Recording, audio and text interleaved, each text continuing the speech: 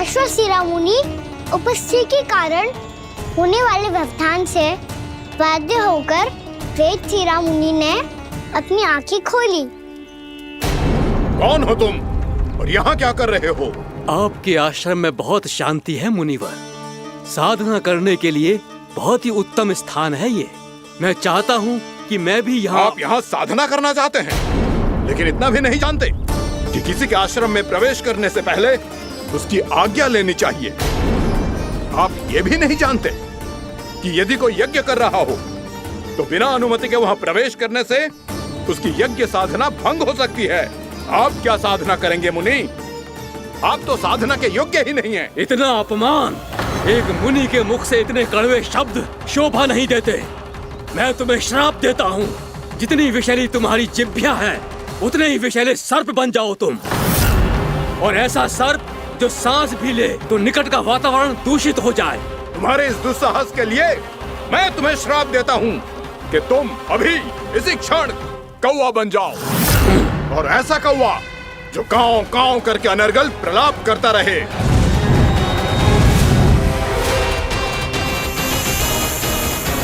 ये मैंने क्या किया? ये मैंने क्या किया? क्रोध के कारण दोनों ने एक दूसरे को श्राप दे दिया। पर दोनों ही मेरे भक्त थे, और भगवान होकर मैं अपने भक्तों को इतनी कठिनाई में कैसे देख सकता था। इसीलिए जिस संकट में उन दोनों ने अपने आप को फंसा लिया था, उसका समाधान करने में मैं उनके पास गया। देखिए ना प्रभु, ये क्या हो गया हमसे? हमारी रक्षा कीजिए प्रभु, मार्ग दिखाइए हमें। क्रोध पर नियंत्रण ना होने के कारण आप दोनों ने एक दूसरे को बहुत ही भीषण संकट में डाल दिया है। अब दोनों ही तपस्वी, तप के बल से दिए गए आपके श्राप को लौटाना भी संभव नहीं है। प्रभु कोई तो उपाय होगा, हम आपके शरण में हैं प्रभु। अपराध तो हमसे हुआ है प्रभु, पर अब आपसे ही आशा है। कुछ ऐसा कीजिए भक्त वत्सल, जिससे हम दोनों के श्राप का प्रभाव कुछ कम हो जाए। आप दोनों ही मेरे भक्त हैं, इसलिए आपकी पीड़ा का निवारण करने का एक उपाय है मेरे पास। वेदशिरा मुनि, जब आप कालिया नाग बनेंगे तो आपको मेरे चरणों को अपने शीश पर धारण करने का सौभाग्य मिलेगा। और अश्वशिरा मुनि, आप काग योनि होने के बाद भी आप श्रेष्ठतम ज्ञान और सर्वाधिक यौगिक सिद्धियों के स्वामी होंगे और प्रवचन दिया करेंगे। इसके बाद अश्वशिरा मुनि काक भुसुंडी बन गए, जिन्होंने आगे चलकर स्वयं गरुड़ देव को रामायण सुनाई। और मुनि वेदशिरा महर्षि कश्यप और देवी कत्रियों के पुत्र कालिया नाग बनकर जल में। और अब वही कालिया नाग जमुना जी में, जिनके कारण जानकी के प्राण लगभग चले ही गए थे। अब कालिया नाग को उचित स्थान पर भेजने का समय आ गया है बाबा।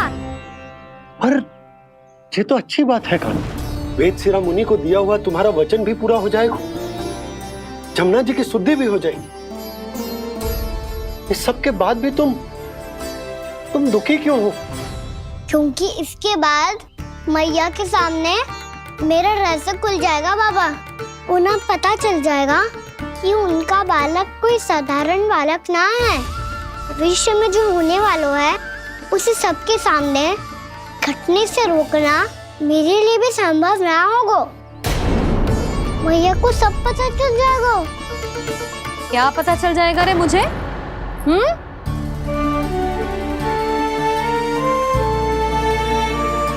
यही कि सबसे अधिक प्रेम मैं आपसे ही करता हूँ। अब बस भी कर, चलो भोजन के लिए बुलाने आई थी तुम दोनों को। भूखा थोड़े ना रहने दूंगी अपने लल्ला को, मेरा लल्ला दुर्बल हो जाएगा ना। आप खिलाओगे तो ही खाऊंगा। हाँ ठीक है, मैं ही खिलाऊंगी। अब चल, आओ जी, चल।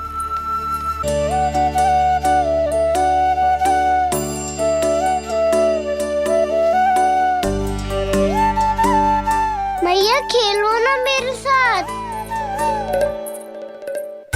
मैया सुनो ना। मेरी बात ना मानोगी?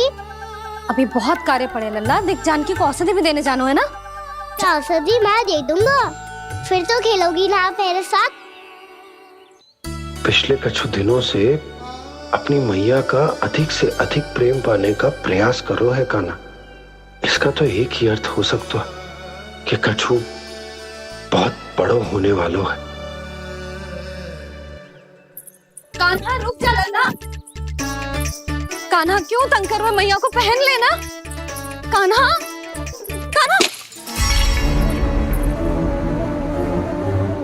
ये क्या करो तूने?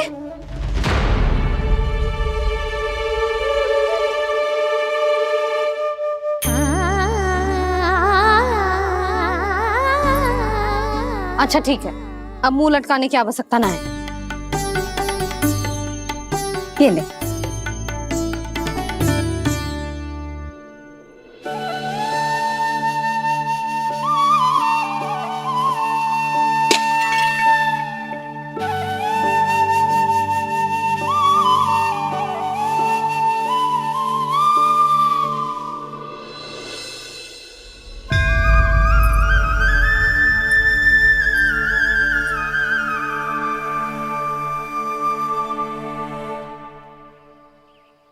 तंग करे मैया को खिजाए, खेले रूठे मनाए,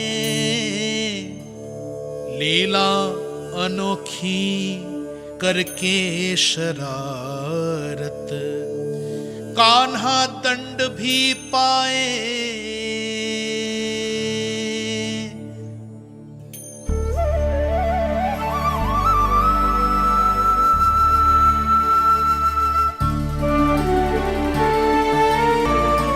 रूठना मनाना, खेलना खिलाना, पहले शरारत करके क्रोध दिलाना और फिर क्षमा मांग लेना, ये सब जानबूझकर कर रहे है कान्हा। जैसे जीवन भर के लिए अपनी मैया की ममता को अपने हृदय में समेट कर रखना चाहते हो।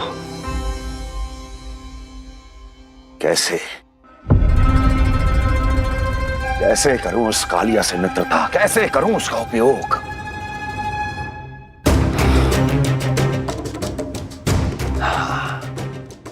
उस पर आक्रमण कर देता हूं और उसे किसी ना किसी तरह से यह विश्वास दिला देता हूं कि यह आक्रमण उस विष्णु अवतार ने किया है। फिर वो क्रोध में आकर सारे वृंदावन वासियों को अपने विष से समाप्त कर देगा। उचित है, ये उचित है। नारायण हरि, नारायण हरि।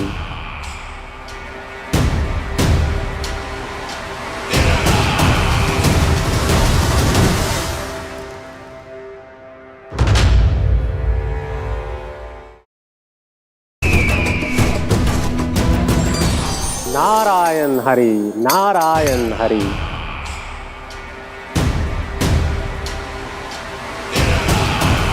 प्रणाम देवर्षि। किस योजना में कितना लाभ है और कितनी हानि, यह आंकलन करते करते थक गए होंगे मथुरा नरेश। देवर्षि, आज मेरा ध्यान कैसे आ गया आपको? आप तो सदैव ही मेरे ध्यान में रहते हैं महाराज कंस। सत्य तो यह है कि मथुरा में जो भी हो रहा है मुझसे छिपा हुआ नहीं है। मैं जानता हूं कि आप किसी भी असुर को वृंदावन क्यों ना भेजें, और वो असुर कितना भी शक्तिशाली क्यों ना हो, कृष्ण का सामना नहीं कर पाता। या तो पराजय स्वीकार करके आपके पास लौट आता है, या तो फिर वीर गति को प्राप्त हो जाता है।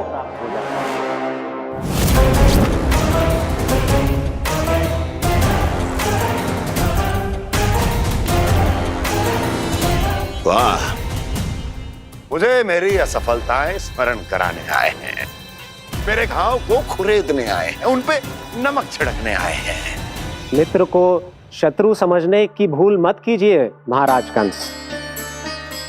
मैं तो आपकी सहायता करने आया हूं। हाँ, और मेरी सहायता। कृष्ण विष्णु अवतार है, आप विष्णु के भक्त हैं।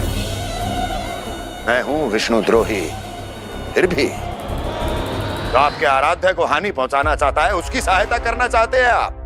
क्या आप निश्चित रूप से कह सकते हैं कि आप ब्रह्मांड के सभी नियमों को अच्छी तरह समझते हैं? अवश्य।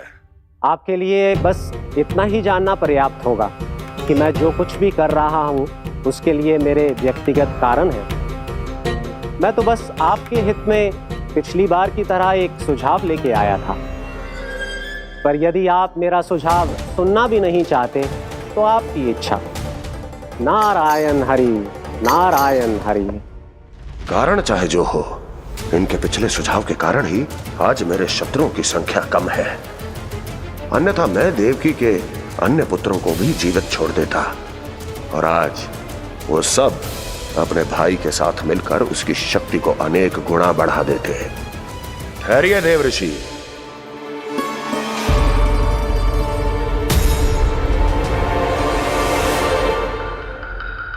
बताइए क्या सुझाव है आपके पास? मेरे सुझाव का नाम है कालिया नाग।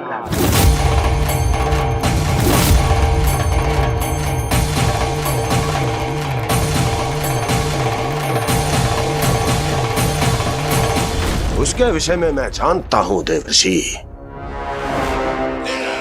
तो समस्या यह है कि मैं स्वयं उससे मिलने नहीं जा सकता, उससे भेंट नहीं कर सकता। उस कृष्ण की हत्या के लिए उसको वृंदावन जाने के लिए तैयार नहीं कर सकता। तो मत जाइए उसके सामने और ना उसे भेजिए कृष्ण के सामने। हर बार आप किसी न किसी असुर को अपने शत्रु के क्षेत्र में भेजते हैं, जहां शत्रु उसका सामना करने के लिए पूरी तरह से तैयार होता है और आपका असुर मारा जाता है। इस बार शत्रु को युद्ध स्थल चुनने का अवसर मत दीजिए महाराज।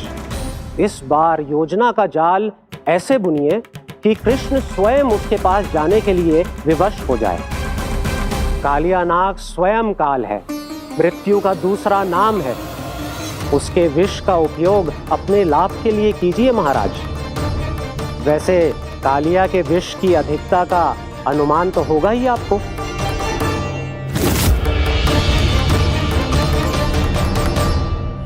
एक बार जो उसके क्षेत्र में पहुंच गया, फिर उसके विष से बचना असंभव है। उचित सुझाव है देवर्षि, उचित सुझाव है। देवर्षि, उस छलिया विष्णु की भक्ति करते करते आप भी उसके रंग ढंग सीख गए हैं। उचित है, उचित है।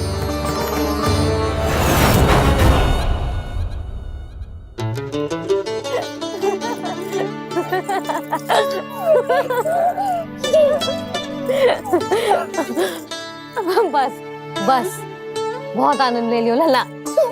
बस अब दूध पी ले। ठहर ठहर, गर्म है। जी ले ले।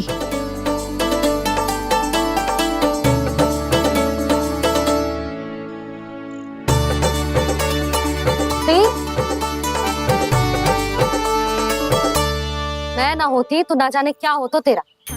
अपने आप दूध भी ना पी सकते है, भावला कहीं का। आपकी इस प्रेम के लिए तो मैं धरती पे आया हूँ मैया। मैं भी यही सोच रहा हूँ यशोदा कि तुम ना होती तो मेरा क्या होता। इसी बात पे थोड़ा दूध और कजू खाने को दे दो। अरे मैं तो भूल ही गई। तनिक ठहर जाओ जी, जे दूध पी लेना तो आपके लिए भी कछु ले आती हूँ।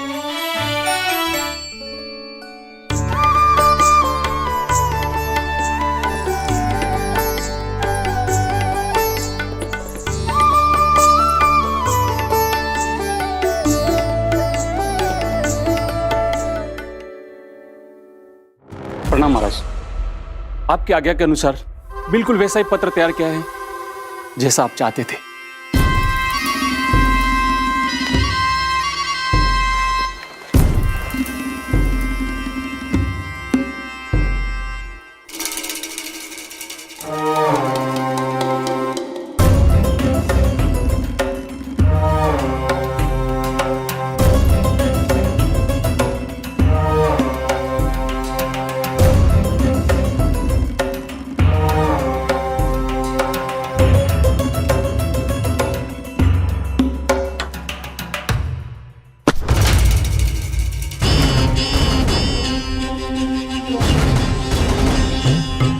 कृष्ण जन्म से लेकर आज तक ये मेरी सबसे महत्वपूर्ण योजना है। इसका सफल होना निश्चित है दूत, किंतु केवल वही करना जैसा मैंने कहा है। जाओ।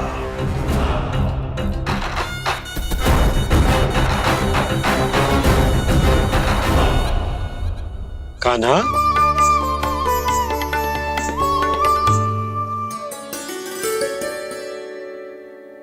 क्या होगा? बाबा मैं चाहता हूँ कि मैया की स्वमता क्रिस्टल फ्रेम की वर्षा मुझ पे सरतेव ऐसे होते रहे। वो तो होती रहेगी लल्ला। अपने लल्ला के लिए किसी मैया का प्रेम कभी कम हो सकता है भला? नंदराज, वो मथुरा से एक दूत आयो है महाराज कंस का राजपत्र लेके।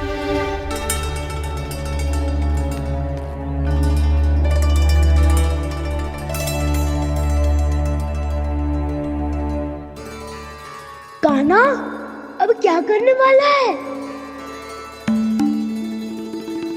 तेरे बाबा कहाँ गए? हाँ?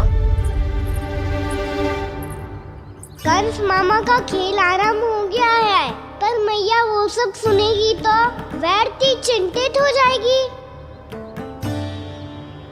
बस थोड़ा बाहर गया मैया, कछु खा लिए से। बाहर इस समय? मैया क्या होगा? मैया देखो ना, पीठ पे कछु हो रहा है। मेरा हाथ ना पहुंचो, आप करो ना। दिखा यहाँ। क्षमा करना मैया, पर अभी बाबा को ही संभालने दो ये सब। कहिए, क्या संदेश लाए हैं आप? नहीं नंदराज नहीं। महाराज कंस का आदेश है कि ये संदेश सभी गांव वालों के साथ ही पढ़ा जाए। ठीक है, मैं गांव वालों के सामने पढ़ दूंगा, पर मुझे तो दीजिए पढ़ने के लिए। महाराज की आज्ञा का पालन करना आपके लिए भी आवश्यक है नंदराज। सभी गांव वासियों की सभा बुलाइए। बंसी, सभी गांव वालों की सभा बुलाओ। राजपत्र में ऐसा क्या संदेश भेजो है कंस ने? अब मेरे पत्र को पढ़कर सब भौचक के रह जाएंगे। और वो कृष्ण, उस कृष्ण के पांव के नीचे से तो भूमि खिसक जाएगी, आकाश फट पड़ेगा, बिजलियां गिर जाएंगी। प्राप्ति, ओ प्राप्ति, कंस का पत्र। स्वयं को बहुत अधिक शक्तिशाली समझता है ना वो। अब देखता हूं कैसे वो इस महासंकट का सामना करता है। वो कृष्ण, वो अपनी मृत्यु स्वयं चुनेगा या मृत्यु की वेदी पर चढ़ा देगा प्रिय वृंदावन वासियों को।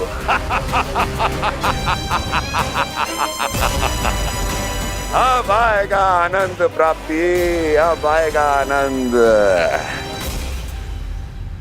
सबको इकट्ठा करवा के ही पढ़वाएगो। अवश्य ही कोई विशेष संदेश दिया होगा कंस ने। मैं भी यही सोच रही हूँ सुलक्षणा जी, कछु ना कछु तो विशेष है, पर जे हो क्या सकता है? हाँ, बात तो सही है।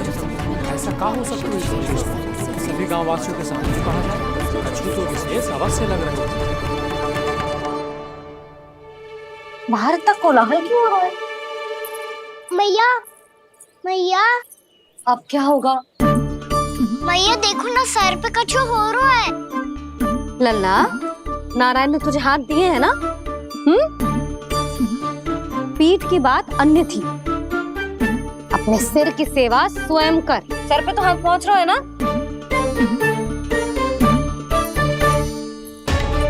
मैया सुनो ना, मैया देखो ना, तीव्र कर कछु हो रहा है। मैया देखो ना, तीव्र कछु हो रहा है।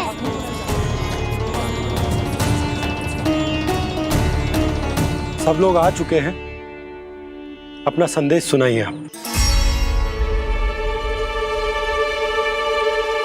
गोपराज नंद और सभी वृंदावन वासियों को सूचित किया जाता है कि मथुरा अधिपति और आप सभी के महाराज कंस ने कल सुबह भव्य पूजा का आयोजन किया है।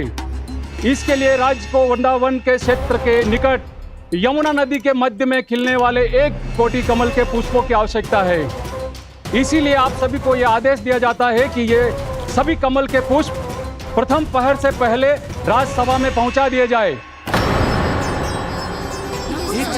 इतने सारे पुष्प वो भी प्रथम पहर से पहले कैसे हो सकते हैं?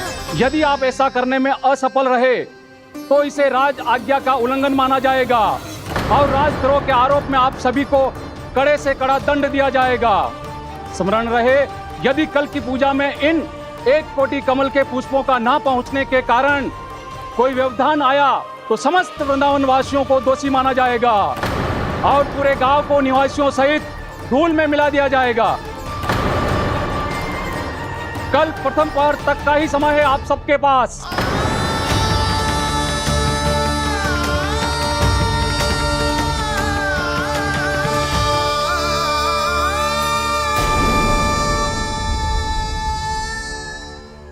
कमल पुष्प, वो भी कल प्रथम प्रहर में? ऐसे कैसे संभव है? और कोई साधारण पुष्प ना, यमुना नदी के मध्य खिलने वाले विशेष कमल के फूल चाहिए उन्हें। लेकिन यमुना नदी में तो कालिया नाग ने विष घोल के रखा है, तो फिर कैसे हो पाएगा? यह संभव है। हमारी मृत्यु का संदेश भेजा राजा कंस ने। सदैव की भांति इस समस्या पर भी गांव के बड़े ही विचार करेंगे। बालकों का यहाँ होना उचित ना है।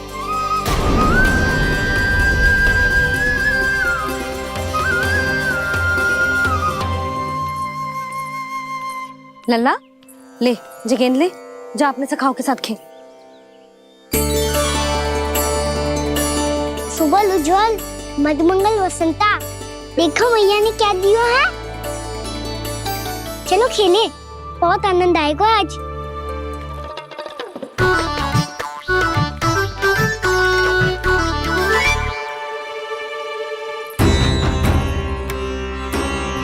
भानु, बंसी, जाओ और शीघ्र ही वो घेरे का कार्य समाप्त करो।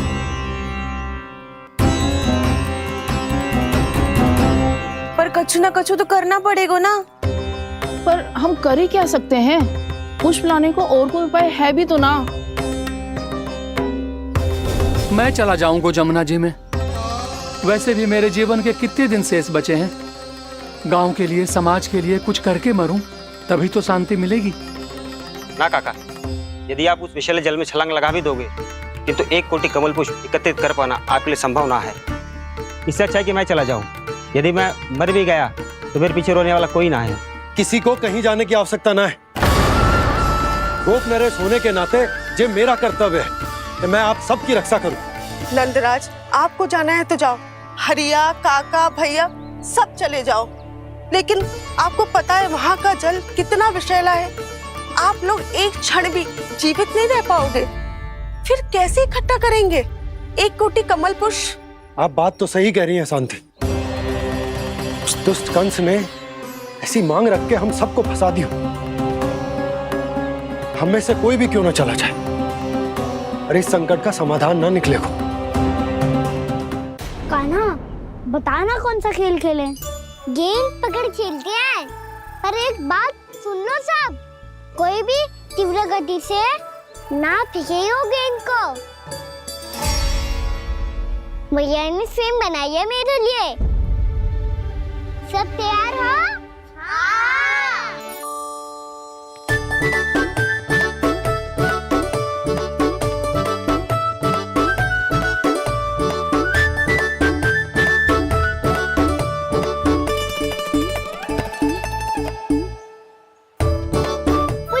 मुझे दो।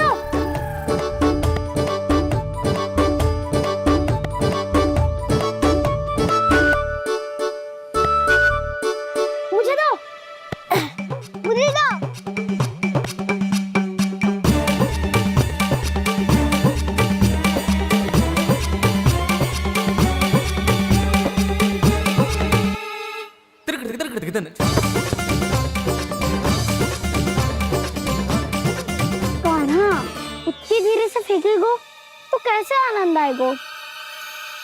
थोड़ा बल लगा के फेंक। हाँ कान्हा, हम अभी बड़े हो गए हैं, तू अब भी छोटे बालकों की तरह फेंक रहा है।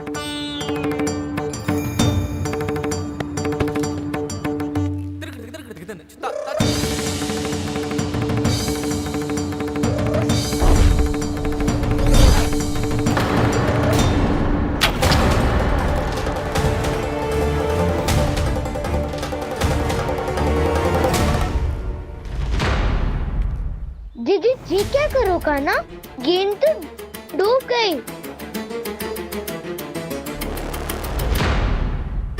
अच्छा, तो ये सब इसकी योजना का भाग था ताकि ये कालिया का सामना कर पाए।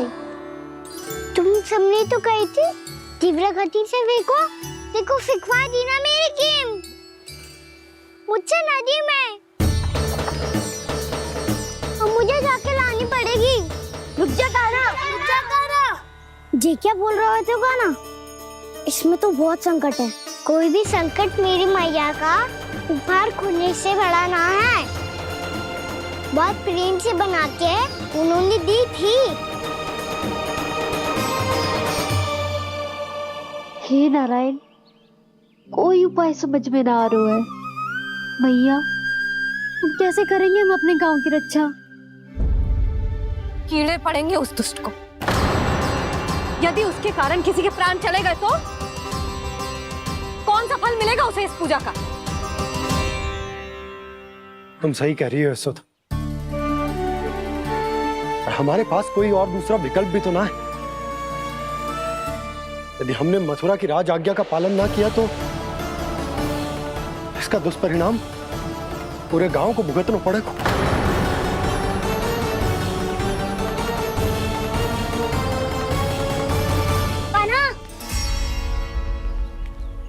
तुम्हें पता है कि तू भगवान है, दिव्य है, बहुत शक्ति है तुझमें, पर फिर भी हम तुझे विषैले जल में ना जाने दे सकते। कुछ होगा तो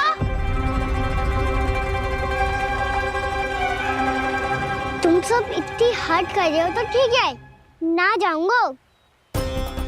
गेंद कहाँ गिरी है, कितनी दूर गई है, ये तो देख लूं, ताकि उसे बाहर निकालने का कोई उपाय ढूंढ पाऊं।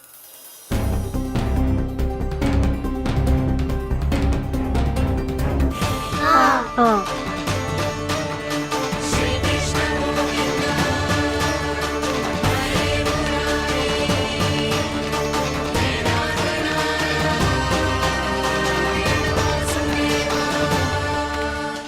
कान्हा की ये लीला तो समझ ही नहीं आ रही। पहले इसने देवश्री नारद को मथुरा जाकर कंस को भड़काने के लिए कहा, फिर स्वयं ही दुखी भी हो गया कि अब इसका रहस्य सबके सामने खुल जाएगा। और अब भी स्वयं ही तो इसने कहा था कि गेंद बहुत महत्वपूर्ण है, फिर स्वयं ही उसे नदी के विषैले जल में फेंक दिया।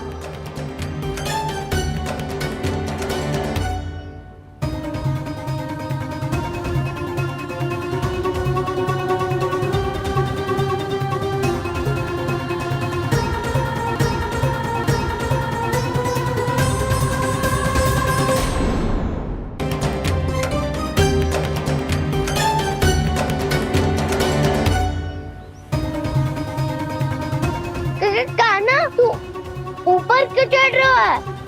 अरे ऊंचाई से देखूंगा तभी तो गेंद दिखेगी।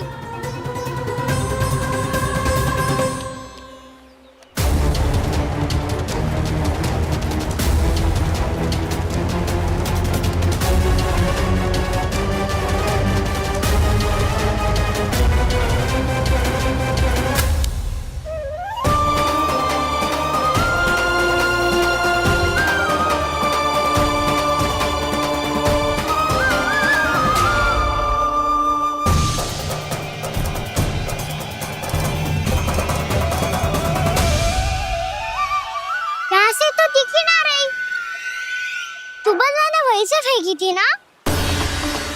ना वहाँ से फेंकी थी। कहाँ से? नहीं कहना वहाँ से। समझ ना आ रहा, ठीक बताना कहाँ से फेंकी थी?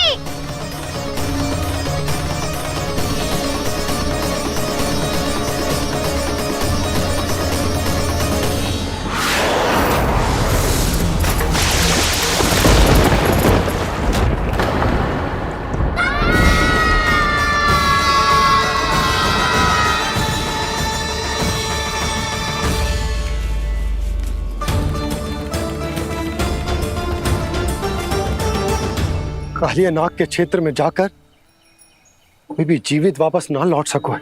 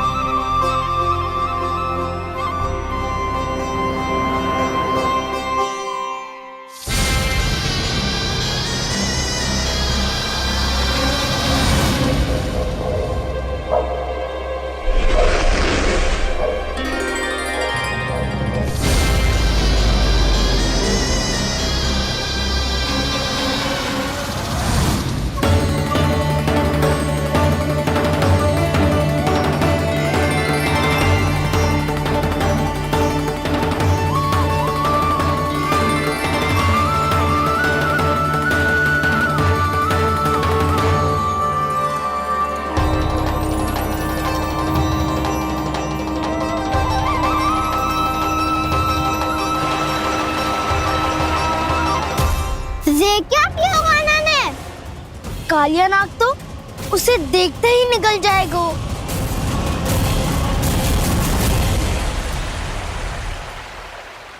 तो आरंभ से अब तक सब कुछ उसकी लीला का ही भाग था।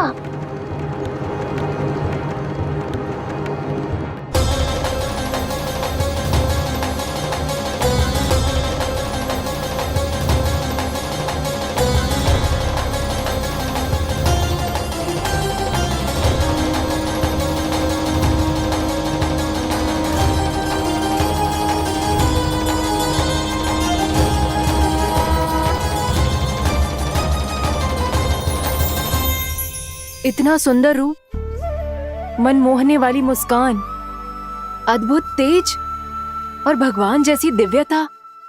कौन हो तुम? हाँ, तुम्हें देखकर तो हम सब सम्मोहित ही हो गए।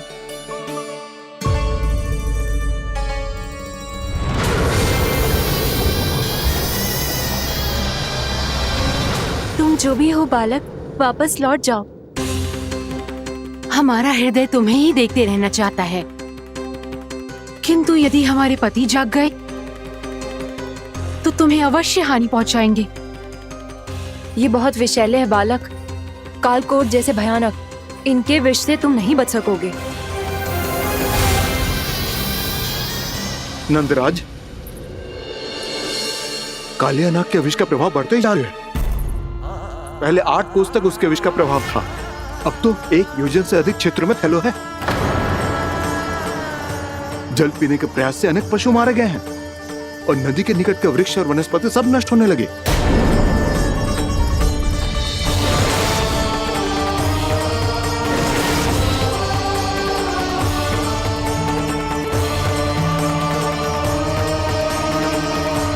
इनके विष की तीव्रता इतनी अधिक है बालक कि इनके संपर्क में आने वाले को तड़पने का भी अवसर नहीं मिलता। इनके विष की अग्नि क्षण भर से भी कम समय में प्राण वायु को जलाकर राख कर देती है।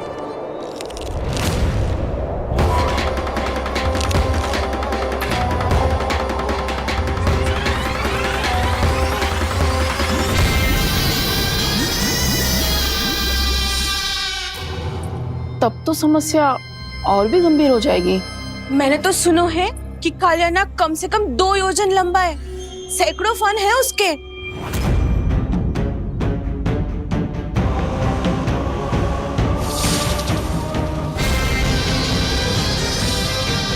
इसका अर्थ तो ये है कि हम दोनों ओर से फंस गए। एक और कंस को 1 कोटि कमल पुष्प देने जो कि कालिया नाग के क्षेत्र में पड़ते हैं, और दूसरी ओर उस कालिया नाग का विष यमुना जी के क्षेत्र में बढ़ता ही जा रहा।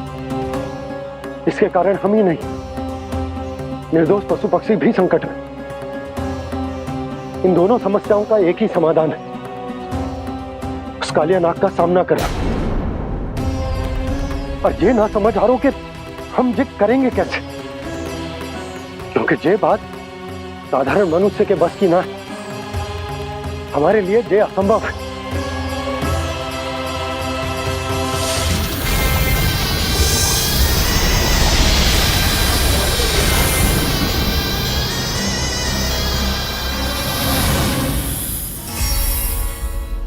अब तो तुमने अपनी आंखों से भी देख लिया बालक, ये कितने विषैले हैं।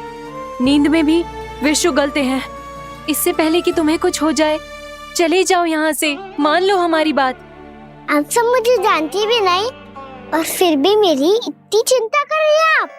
माँ की ममता भेदभाव नहीं जानती। तुम भी किसी के पुत्र हो और हम सब भी माँ हैं। एक माँ को हर बालक में अपनी ही संतान दिखाई देती है, इसलिए हम तुमसे विनती करते हैं, वापस चले जाओ, बचा लो अपने प्राण। मेरी चिंता मत कीजिए, मुझे कुछ नहीं होगा। होगा, अनर्थ होगा यदि ये उठ गए तो।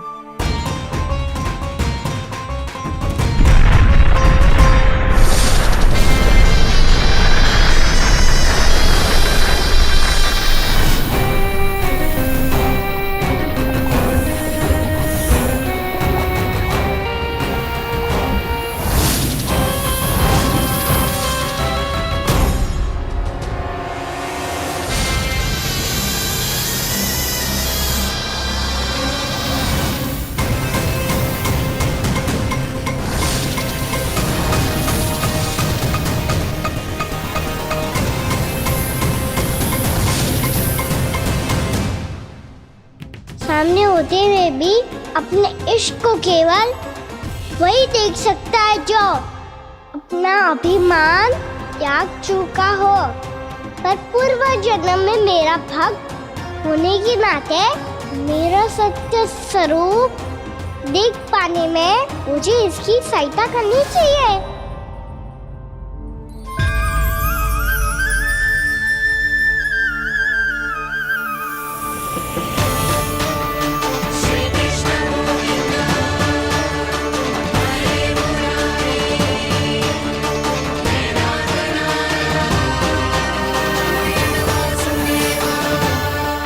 देखो हमारा छोटा सा कान्हा कैसे डट के खड़ा हुआ है।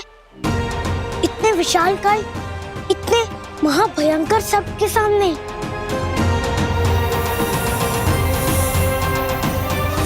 ये कोई भगवान नहीं है जो इसके सामने हाथ जोड़ रही हो तुम सब।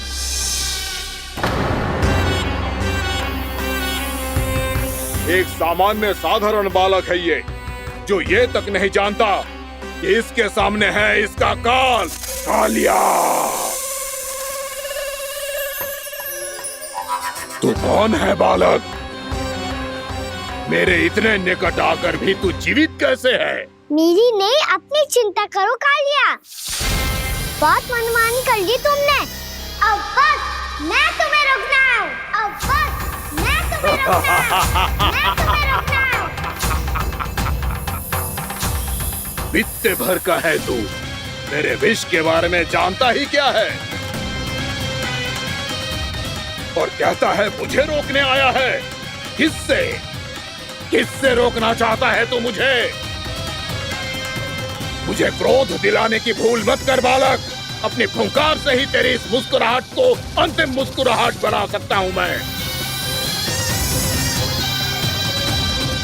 शीघ्र बता, कौन है तू और किसने भेजा है तुझे?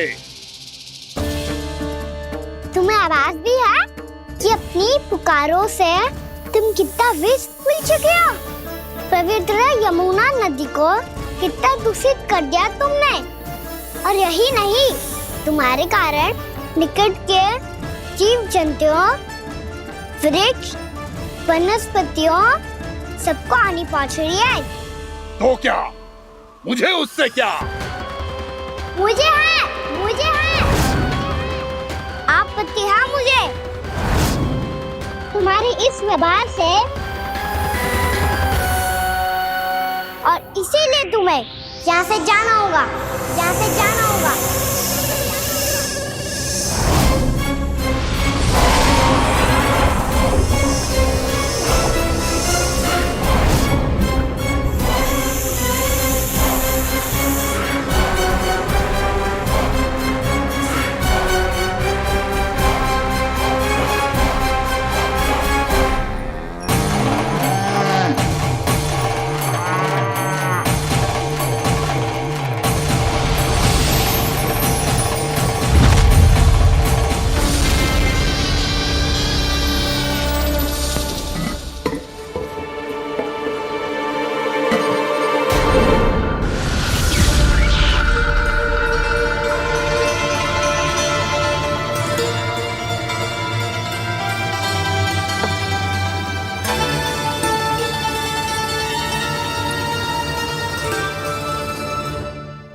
मुझे आदेश देने का साहस भी कैसे किया तूने?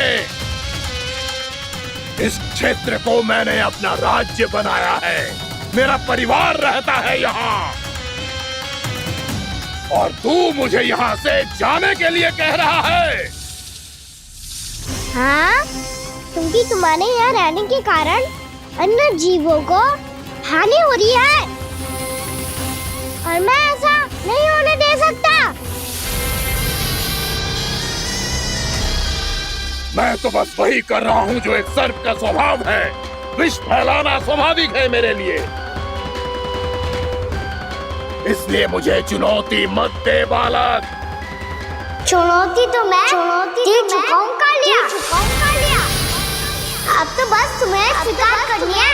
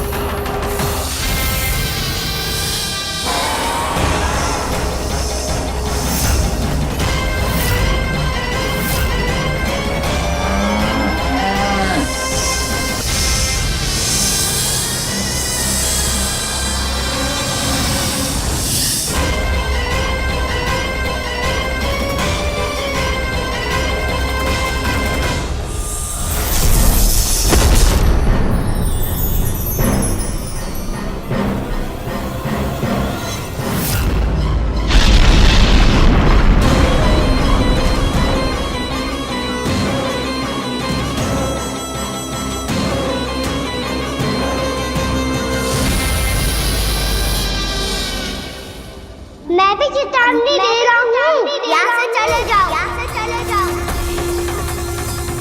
अपनी भूल को पहचानो कालिया, तुम जो कर रहे हो अनुचित है।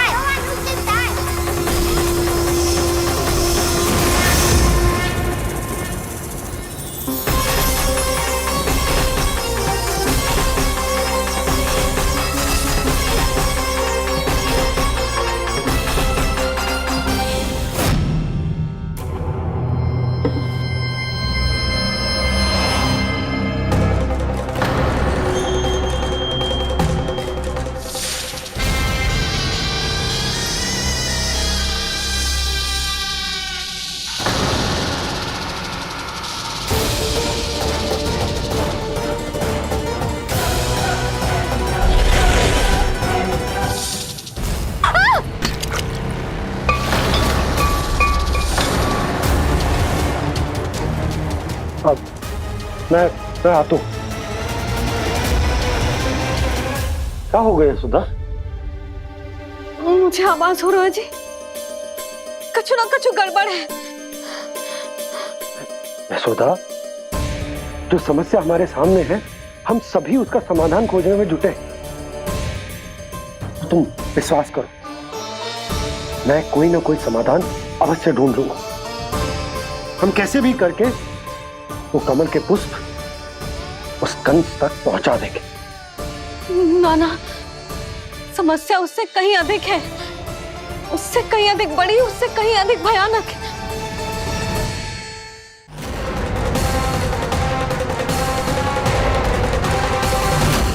इसकी ये बूंद से ही सबके प्राण चले जाते हैं। इसने तो इसकी धारियां फेंकी है खाना पे।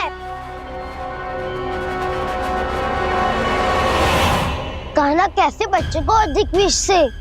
इसका विष तो क्या, ये सर स्वयं भी छू तक नहीं पाएगा हमारे कान्हा को।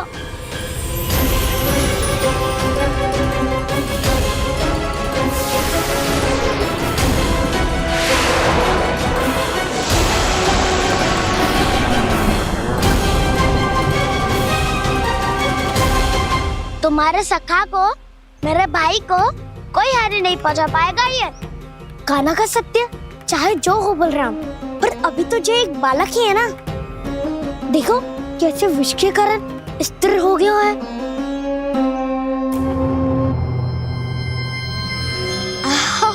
हाउ सर्फ ने कितनी आसानी से अपनी पूंछ से बांध लिया है। मुझे यहाँ से भगाना चाहता था ना तू? अब मैं तुझे दिखाऊंगा अपना सामर्थ्य। ये मूर्ख किसे बांधना चाहता है अपनी पूंछ में? उन्हें जिनका विस्तार सारे ब्रह्मांड में है, या उन्हें जो स्वयं अनंत है? पर देवराज, प्रभु ऐसा करने ही क्यों दे रहे हैं कालिया को? आप सब भूल रहे हैं देवगण, कालिया पूर्व जन्म में प्रभु का बहुत बड़ा भक्त था। उसी भक्ति का फल मिल रहा है अब इसे। वैसे भी भक्तों के मन का भाव सबल हो तो भगवान तो सहज ही बंध जाते हैं।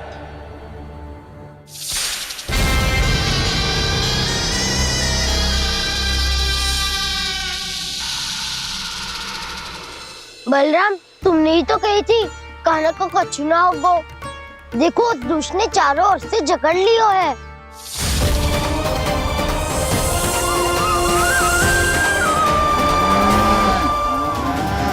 ये क्या कह रही हो तुम? जसोदा जी, क्या हुआ? घबरा क्यों रही हो आप?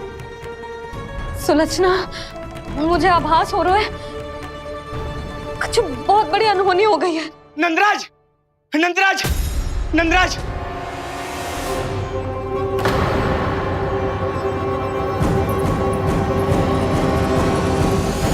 नंदराज, कान्हा ने जमदग्नि नदी में छलांग लगा दी है। कान्हा ने जमदग्नि नदी में छलांग लगा दी है। कान्हा ने जमदग्नि नदी में छलांग लगा दी है। कान्हा जमुना में कूद गया है। मुझे लगा था आज कछु गड़बड़ होने वाली है। मुझे आज कान्हा को ना जाने देना चाहिए था।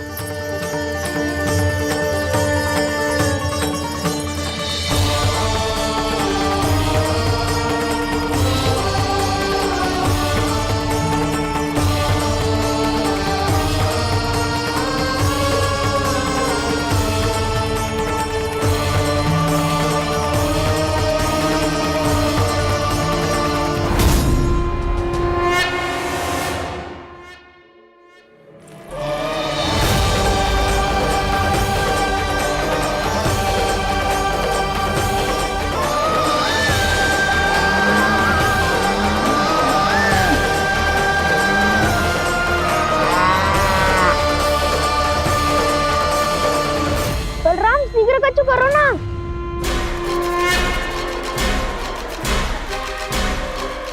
कछु भी करो पर कान्हा को बचाओ। नाग बहुत भयंकर है। कान्हा अकेले ना संभाल पाएगा इसे।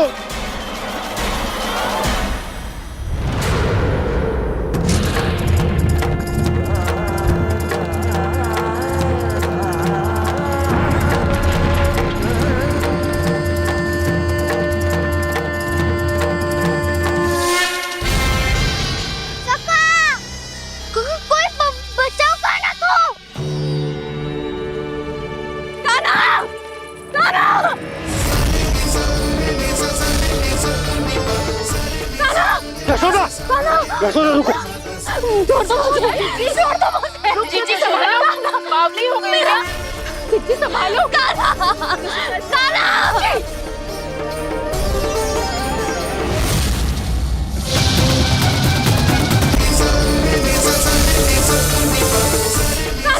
यशोदा, यशोदा रुको। छोड़ दो मुझे, छोड़ दो मुझे। रुक जीजी, संभालो, बावली हो गई है। जीजी संभालो। कान्हा, कान्हा। देखो अब कैसे तुम्हारे अस्थियों को तोड़कर छोटे छोटे टुकड़ों में बदल दूंगा मैं।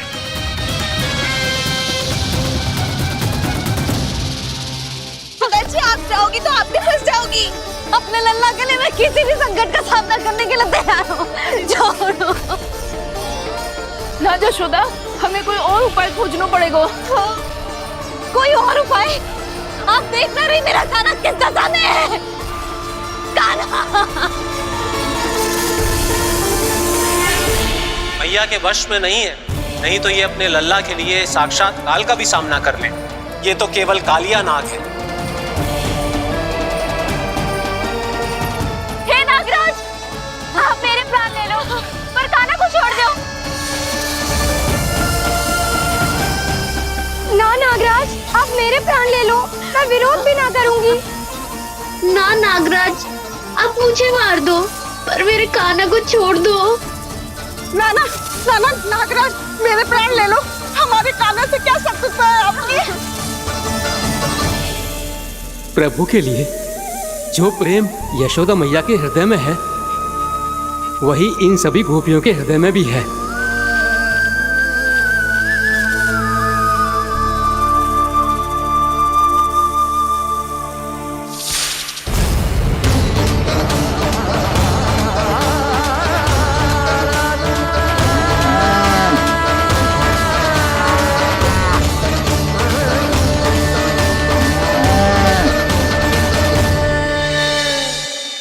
यशोदा, यशोदा,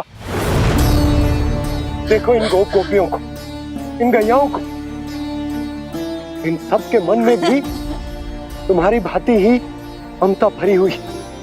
वो सब भी कान्हा से उतना ही प्रेम और स्नेह करती हैं, उतनी ही ममता से भरी हुई है जितनी कि तुम। तो तुम ही सोचो, जिसके साथ इतनी ममता और इतना स्नेह, इतना प्रेम, उसका कोई क्या कर सकता है? उस काले नाग का वेश इस सब आशीर्वादों के सामने कछु न है। कछु करो जी, उसे बोलो वो मेरे प्राण में से मेरे कान्हा को छोड़ दे। यशोदा,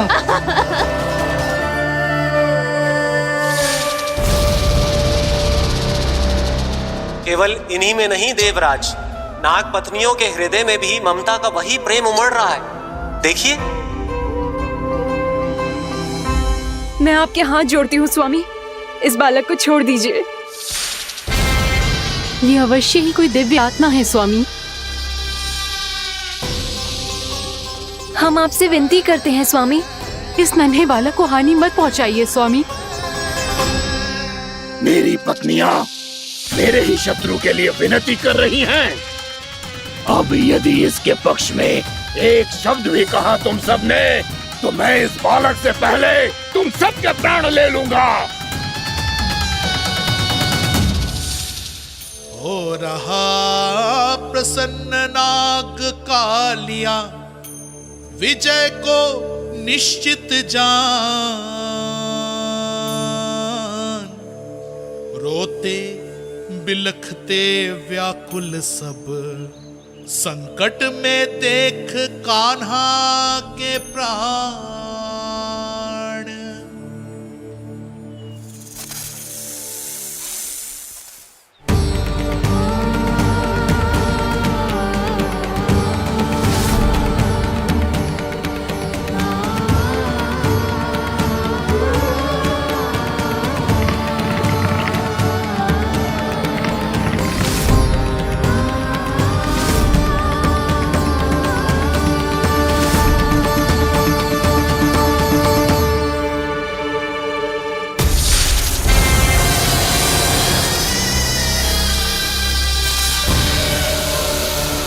कुछ करो जी, मेरे लल्ला को बचा लो, कोई तो कुछ करो। जीजी संभालो यशोदा। यशोदा, यशोदा तुम शांत हो जाओ, मैं कान्हा को वापस लेकर आऊंगा। मैं रक्षा करूंगा उसकी। ना नंदराज, नंदराज नहीं। कम से कम आप तो समझो नंदराज, कालिया के पास आप जाओगे तो आप भी फंस जाओगे।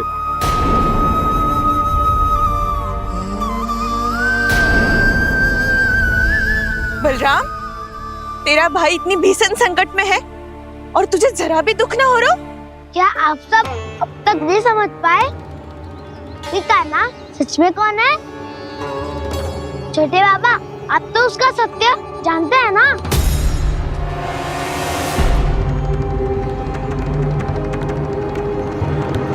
मानता हूँ कि आप सब कान्हा के रहस्य के बारे में नहीं जानते, पर क्या उसके जन्म से आज तक घटी एक से बढ़कर एक विचित्र घटनाओं को भी भूल गए हैं आप सब? भूल गए हैं कि कैसी पूतना जैसी राक्षसी उसका कुछ बिगाड़ नहीं पाई, कैसे तरनावती जैसा भयानक राक्षस उसे एक खरोच भी नहीं दे पाया था।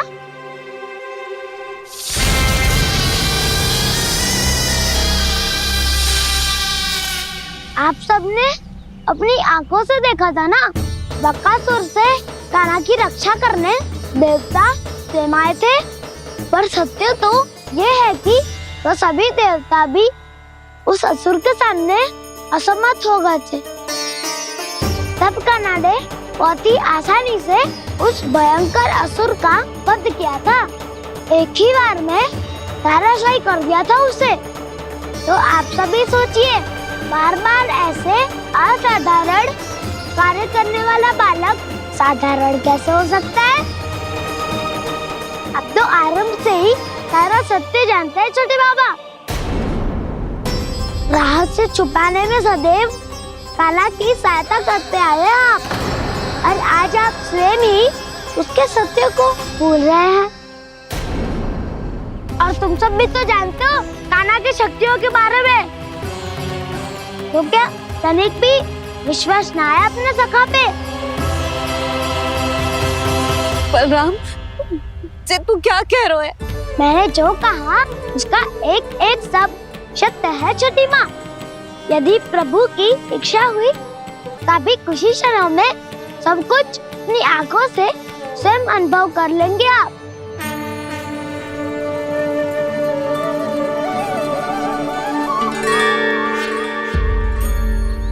शांताकारं भुजगशयनं पद्मनाभं सुरेशं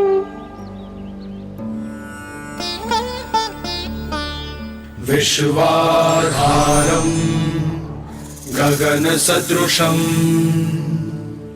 मेघवर्णं शुभांगं लक्ष्मीकान्तं कमलनयनं योगी वीरध्यानगम्यं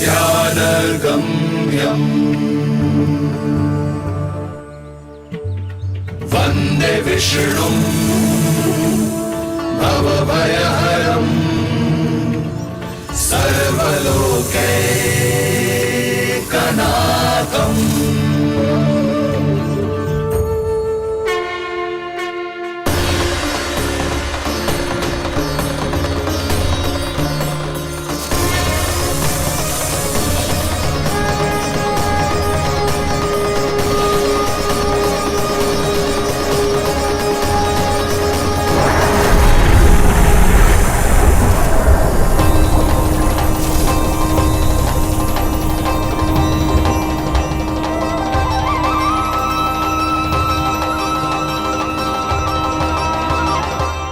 तुझे क्या लगता है बालक कि तू मेरी जकड़ से निकल गया तो अब बच जाएगा तू?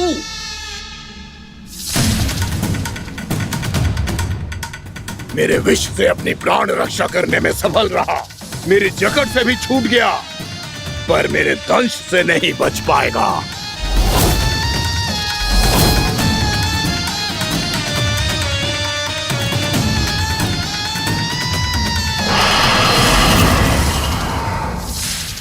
अब भय से भाग रहा है, पर मैं तुझे मृत्यु देकर रहूंगा।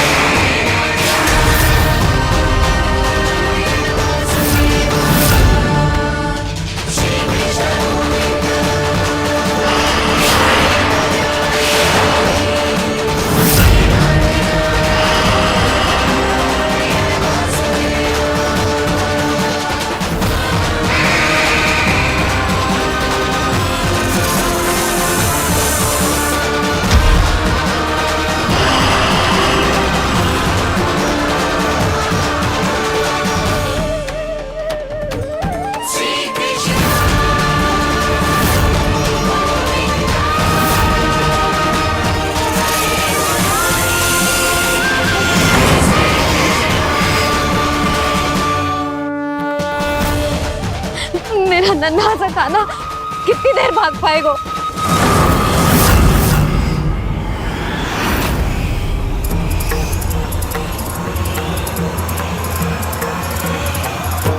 और कितनी प्रतीक्षा करोगे मेरी भक्त कालिया?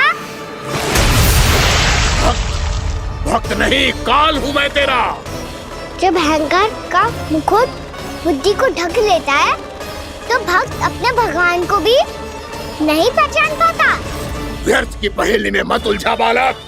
ना मैं भक्त हूँ और ना तू भगवान।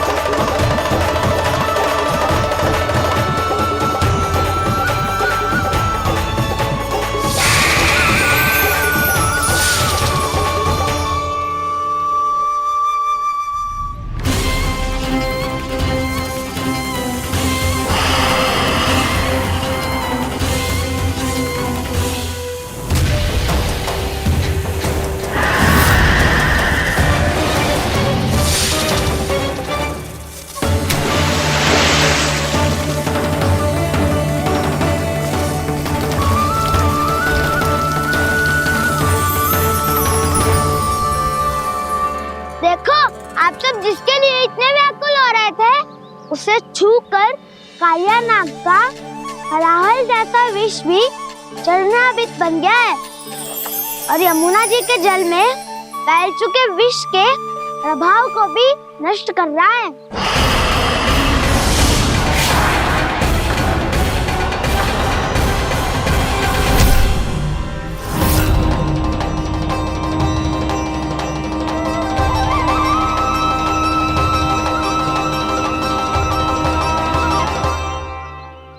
धर्म रक्षक अधर्म विनाशक प्रभु श्री कृष्ण का कौशल सचमुच अद्वितीय है। नारायण नारायण।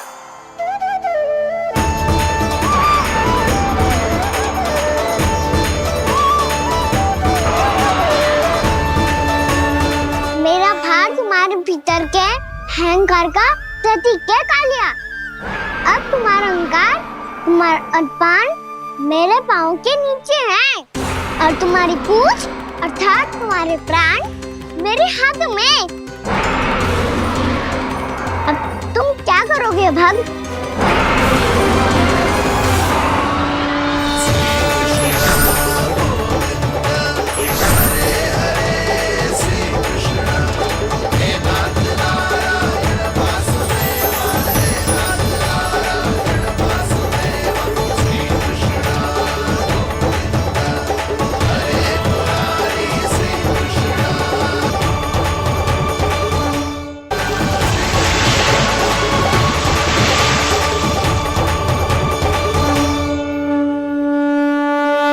प्रभु, भले ये आपको पहचानने में असमर्थ हो, पर हम सब ने आपको पहचान लिया है।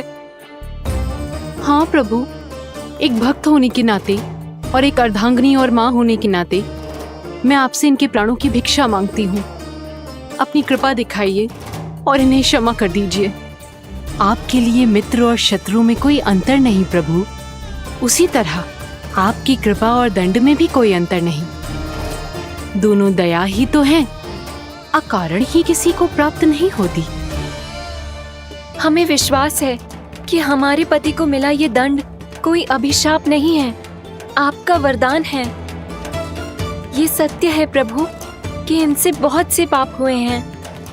इनके विष से बहुत सारे जीव जंतु को हानि पहुंची है, पर अब आपके चरण इनके शीश पर पड़ गए हैं। ऐसी कृपा तो बड़े बड़े महान महात्माओं को भी दुर्लभ है, और इन्हें प्राप्त हुआ तो अवश्य ही ये किसी महान पुण्य का ही फल है। हे प्रभु, उन्हीं पुण्य कर्मों की शक्ति का आह्वान कर मैं आपसे विनती करती हूँ, इन्हें प्राण दान दीजिए। मैं अपने इस भक्त को क्षमा अवश्य करूंगी देवियों, यदि ये अपने अहंकार को त्याग कर मुझे पहचान ले तो।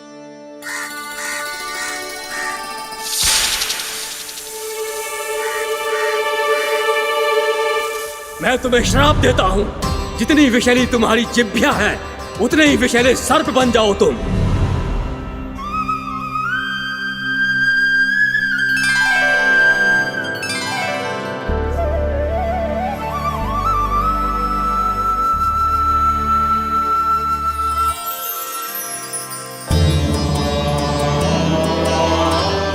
नारायण, मुझे क्षमा कीजिए नारायण। मैं तो आपका परम भक्त था, किंतु मैं आपको पहचान नहीं सका। इसका दंड तो मुझे मिलना ही था, किंतु मैं अब प्रायश्चित करना चाहता हूं। इसके लिए यदि आप मेरे प्राण भी ले लेंगे तो भी मुझे कोई दुख नहीं होगा। मैं अपना जीवन, मृत्यु और अपना अस्तित्व सब कुछ आपको समर्पित करता हूं। मैं तुम्हारे क्रोध के कारण श्राप मिला, जिसे विशाल सर्प के रूप में तुम्हारा जन्म हुआ, और सर्प का तो स्वभाव है विष फैलाना, इसीलिए तुम्हें दंड नहीं दूंगा। मैं सिर्फ सभी अपराधों का पश्चाताप कर लिया, इसीलिए मैं तुम्हें क्षमा करता हूँ कालिया।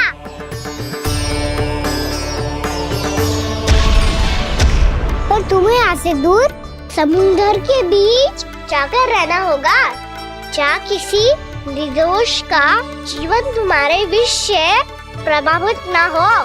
मैं चाहकर भी आपकी इस आज्ञा का पालन नहीं कर सकता। मैं असमर्थ हूँ प्रभु, क्योंकि यदि मैं इस क्षेत्र को छोड़कर गया तो मेरी मृत्यु निश्चित है। आपसे क्या छुपा है प्रभु? आप तो जानते हैं कि सर्प जाति और आपके वाहन गरुड़ के बीच अनंत शत्रुता चल रही है, जिसका प्रारंभ नागों के द्वीप नागालय से हुआ था। उस द्वीप पर छोटे जीवों को निगल जाने के लिए सर्प थे, और गरुड़ को सर्पों का स्वाद बहुत प्रिय था, इसलिए वो बार बार नागद्वीप जाने लगा था। पर इस कारण पूरी सर्प जाति उससे आतंकित हो गई थी, इसलिए जब भी गरुड़ वहां पहुंचता तो सभी सर्प छिपने लगते। जब गरुड़ को इसका आभास हुआ तो उसे बड़ा क्रोध आया और वो उत्तेजना में भरकर सर्पों का शिकार करने लगा। भूख ना होने पर भी उन्हें मारने लगा। अब सर्पों के प्राण हरना उसके लिए खेल बन गया था। इस भीषण समस्या का समाधान ढूंढने के लिए पूरी सर्प जाति महान सर्प वासुकी के सामने इकट्ठी हुई। हे महान वासुकी, हमारी सहायता कीजिए। नागद्वीप पर गरुड़ ने आतंक मचा दिया है। पहले तो वो हमें अपना भोजन बनाता था, लेकिन अब हम उसके खेल का साधन बन चुके हैं। भूख हो या ना हो, जब तब आकर वो हमारे प्राण हर लेता है।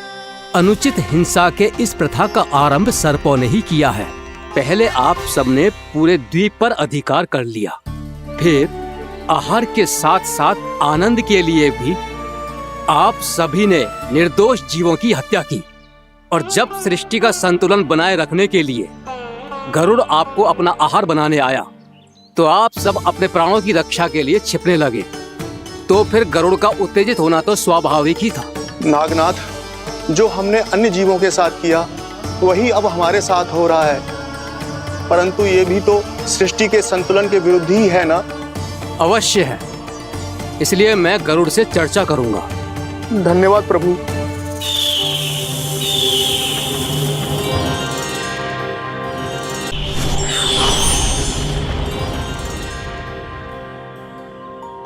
श्री नारायण के वाहन पक्षीराज गरुड़, मैं संपूर्ण सर्प जाति की ओर से आपसे एक निवेदन करने आया हूँ। कहिए, क्या कहना चाहते हैं आप? हे पक्षीराज, यदि आप हम पर ऐसे ही आक्रमण करते रहे तो शीघ्र ही हमारी प्रजाति समाप्त हो जाएगी। इसीलिए हमारी आपसे विनती है, यदि आप उचित समझें तो सर्पों के किसी एक घर से हम आपको एक सर्प प्रतिदिन अर्पित करेंगे। आप उसको आहार बनाइए और अन्य सर्पों को जीवित रहने का अधिकार दीजिए। मुझे स्वीकार है। तब से प्रतिदिन किसी एक घर से एक सर्प गरुड़ के भोजन के लिए भेजा जाने लगा। समय के साथ मेरे घर की भी बारी आई, परंतु मैंने एक बहुत बड़ी भूल कर दी। समय आ गया है स्वामी। आज गरुड़ के आहार के लिए इसे चुना गया है। कौन है यह गरुड़ और क्यों दूं मैं इसे कोई भेंट? स्वामी, सभी सर्प राज्यों और गरुड़ के बीच में यही समझौता हुआ है।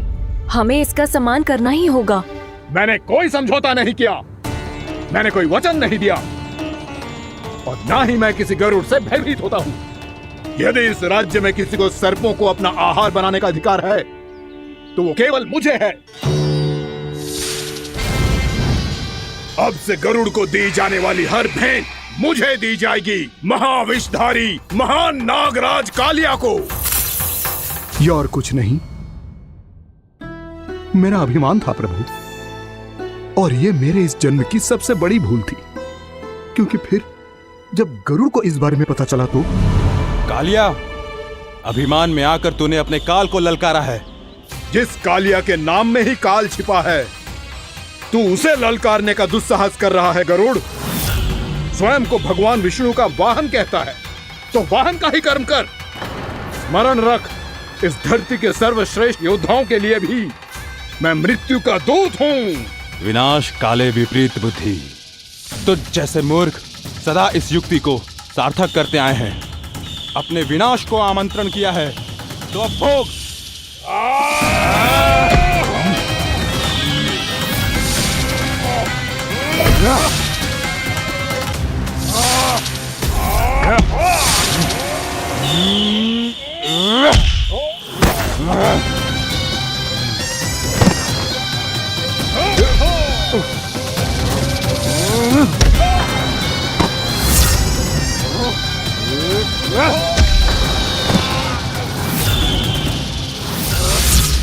जिसने मेरा भोजन चुराने की धृष्टता की है वो इसी योग्य है। तू मुझे जानता नहीं है गरुड़, मैं महाविषधारी नाग कालिया हूँ। तेरा इतना दुस्साहस कि तूने मुझ पर चरण से प्रहार किया।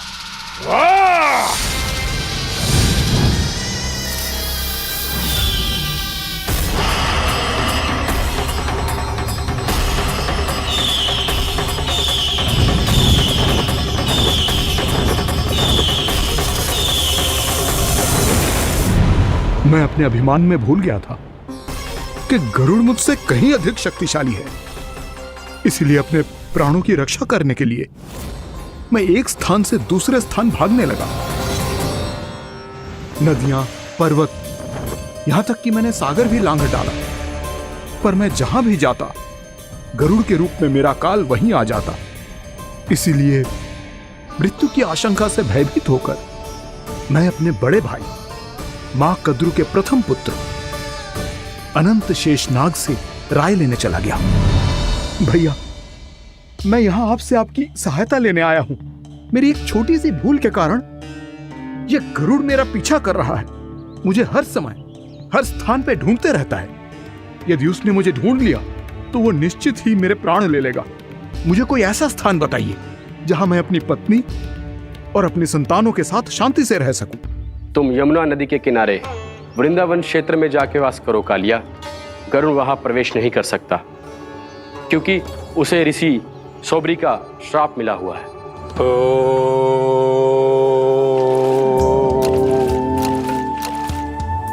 ध्यान और तपस्या का नित्य कर्म करते हुए ऋषि के मन में मछलियों के प्रति प्रेम भाव इतना बढ़ गया कि वो भूल गए सभी जीव खाद्य श्रृंखला का भाग होते हैं, और मछलियां भी इस नियम की अपवाद नहीं है।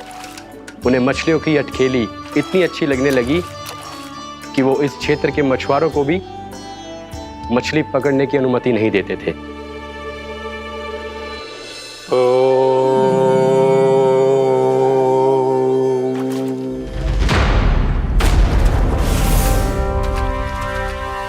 उस दिन वो उस पक्षी को नहीं रोक पाए, पर तब से सावधान रहने लगे।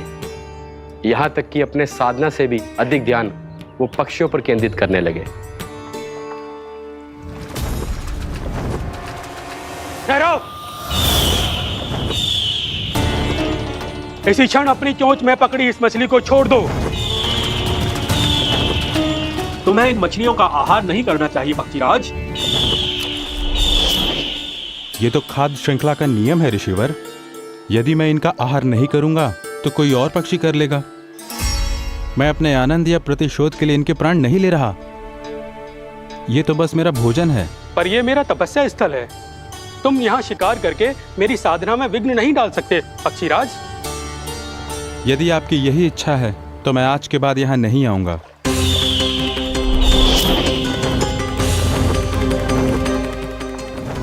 पर आज ये मछली मेरे आहार के रूप में पकड़ी जा चुकी है। मैं वचन देता हूँ ऋषिवर, इस स्थान पर यह मेरा अंतिम शिकार होगा।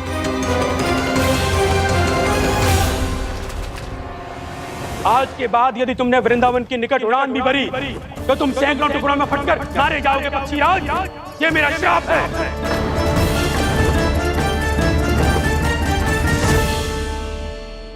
और इसीलिए भैया शेषनाग के सुझाव के अनुसार मैं यहां आ गया। पर अब यदि मैं कहीं और जाऊंगा तो मेरे प्राण नहीं बचेंगे प्रभु। निश्चिंत रहो कालिया, अब से गरुड़ तुम्हें कोई हानि नहीं पहुंचाएगा।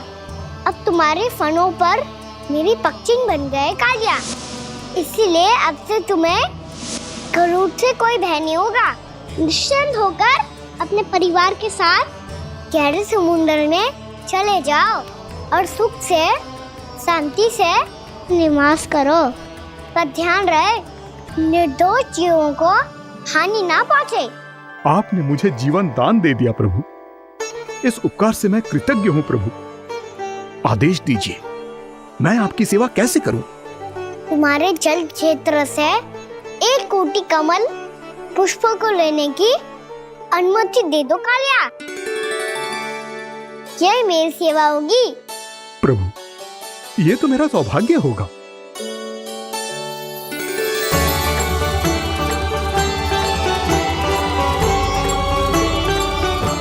एक कोटि के स्थान पर हम 3 कोटि कमल पुष्प ले आए प्रभु। मैं तुम्हारी सेवा भाव से प्रसन्न हुआ कालिया। रमणक द्वीप पर चले जाओ ताकि तुम्हारे कारण फिर कभी किसी निर्दोष जीव को हानि ना पहुंचे और न ही तुम्हारा विष मेरे प्रिय यमुना नदी के जल को दूषित कर पाए। मैं तुम्हें आशीर्वाद देता हूँ।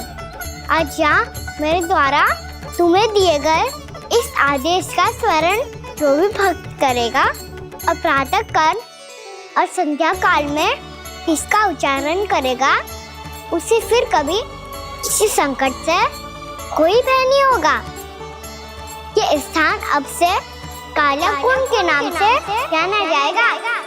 यहाँ पर स्नान करने वाला और देवताओं को इस क्षेत्र से जल का अर्घ्य देकर प्रसन्न करने वाला भक्त यदि मेरा स्मरण करके पा सकेगा तो वो अपने सभी पापों से शीघ्र ही मुक्त हो जाएगा।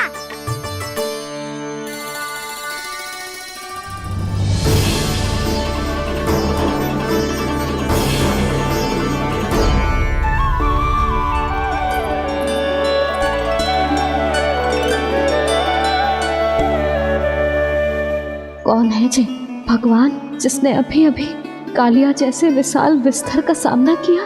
क्या एक साधारण बालक जो शीत की अधिकता से ठिठुर रहा है? क्या करूं? मैं लल्ला को ममता के आंचल में छुपा लूं या भक्त बनकर प्रभु की लीला देखती रहूं? क्या करूं मैं? कितना ठंडा था जल, बहुत सर्दी लग रही है। सर्दी से तड़पते हुए कैसे देखूं इसे? अभी जाके अपने पल्लू से सुखाती हूँ। हृदय से लगा के स्नेह की आंच दूंगी तो सर्दी पल भर में छूमंतर हो जाएगी।